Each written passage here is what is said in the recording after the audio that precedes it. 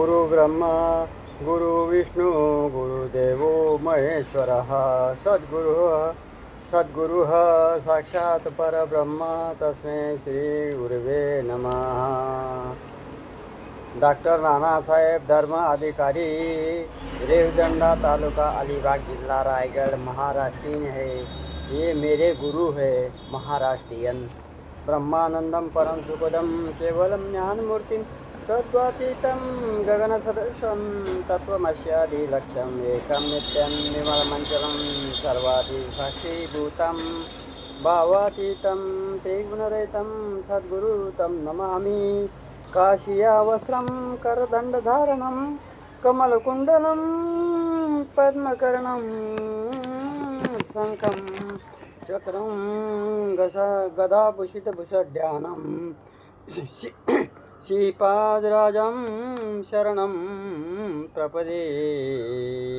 ध्यानमूलं सद्गुरुमूर्ति, पूजामूलं सद्गुरुपदं, मंत्रमूलं सद्गुरुवाक्यं, मोक्षमूलं सद्गुरुकृपा, अज्ञानमूलहरणं जन्मकर्म निवारं, ज्ञानवैराग्य सिद्धार्थ सद्गुरुपदबोधकं पिबेतं।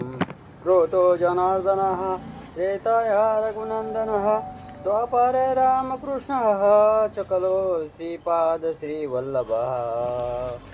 वक्रतुण्ड महाकाय सूर्यकोटि समप्रभा, निर्विघ्नं कुर्मदेव सर्वकार्येषु सर्वदा।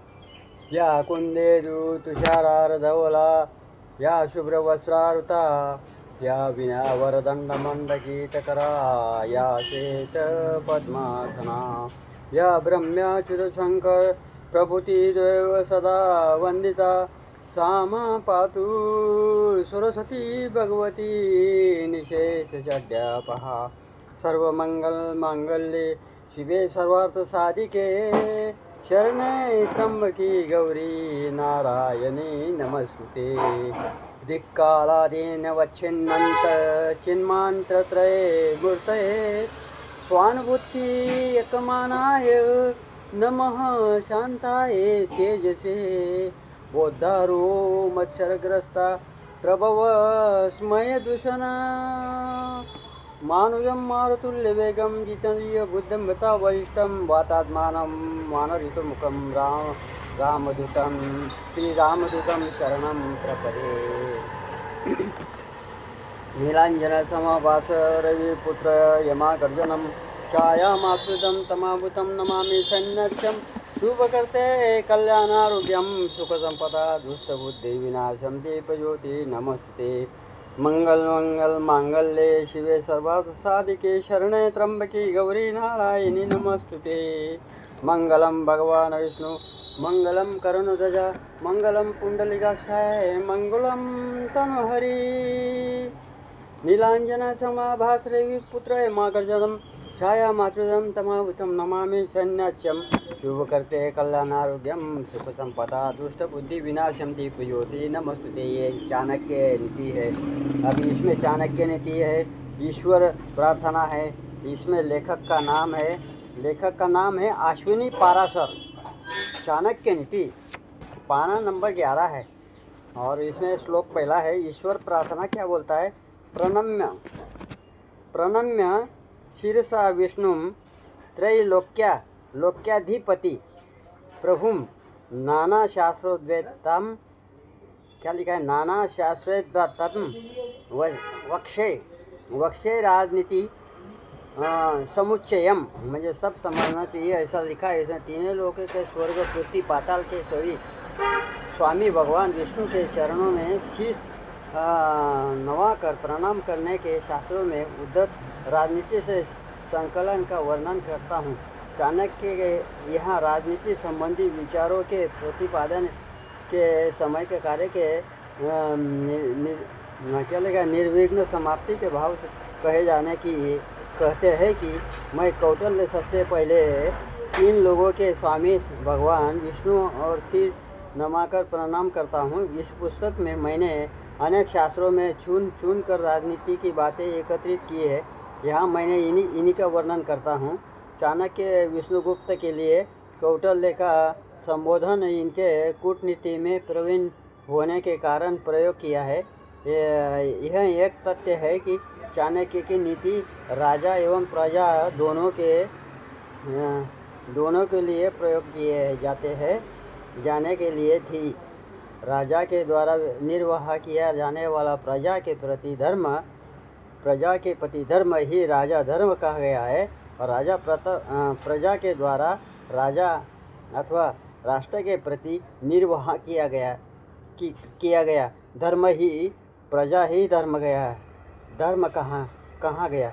इसी धर्म का उपदेश ही क्या लिखा है? नीति वचन के रूप में निर्विघ्नपूर्ण हो इसी आशय से प्रारंभ के मंगल आचरण के रूप में विष्णु की आराधना से कार्य आरंभ किया गया है।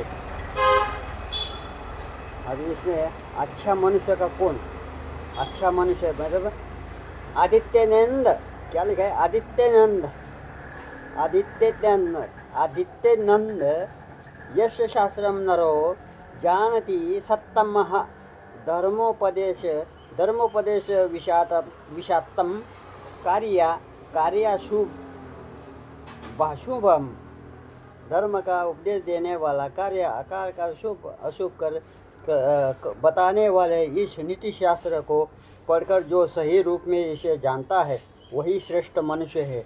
इसे नीति शास्त्र के धर्म की व्याख्या करते हुए क्या करना चाहिए, क्या नहीं करना चाहिए, क्या अच्छा है, क्या बुरा है इत्यादि ज्ञान का वर्णन किया गया है। इसका अध्ययन करने के इसी अपने जीवन में उतारने वाला मनुष्य ही श्रेष्ठ मनुष्य है। आचार्य विष्णुगुप्त चाणक्य का यह कहना है कि ज्ञानी व्यक्ति नीति शास्त्रों को पढ़कर ज्ञान लेता है कि उसके लिए करनीय क्या है और न करने योग्य क्या है। साथ ही उसे कर्म के भले बुरे के बारे में भी ज्ञान होता है। कर्तव्य के प्रति व्यक्ति के द्वारा ज्ञान से अर्जित यही दृष्टि ही धर्मपेक्षा का मुख्य सरोकार और प्रयोजन है। कार्य के प्रति व्यक्ति का धर्म ही व्यक्ति का धर्म मानव धर्म कहलाता है। अर्थात मनुष्य अथवा किसी वस्तु का गुण और स्वभाव, जैसे अग्नि का धर्म जलाना है और पानी का धर्म बुझाना है, इसी प्रकार राजनीति में भी कुछ कर्म धर्मानुकूल होते हैं और कुछ धर्म विरुद्ध होते हैं। गीता में कृष्ण ने युद्ध के समान अर्जुन को क्षत्रिय का धर्म इसी अर्थ में बताया था कि रणभूमि में सन्मुख शत्रु को सामने पाकर शुद्ध ही क्षत्रिय का एकमात्र धर्म होता है। शुद्ध से पलायन या विमुख होना इसमें कायरता का कहलाती है। इसी अर्थ में आचार्य चाणक्य धर्म को ज्ञान संपन्न मानते हैं। ओम नमः शिवाय। अभी ये तीसरा नंबर का है, बाद में पढ़ेंगे। लाइक कीजिए, शेयर कीजिए, कमेंट कीजिए। नमस्तुभ्यम।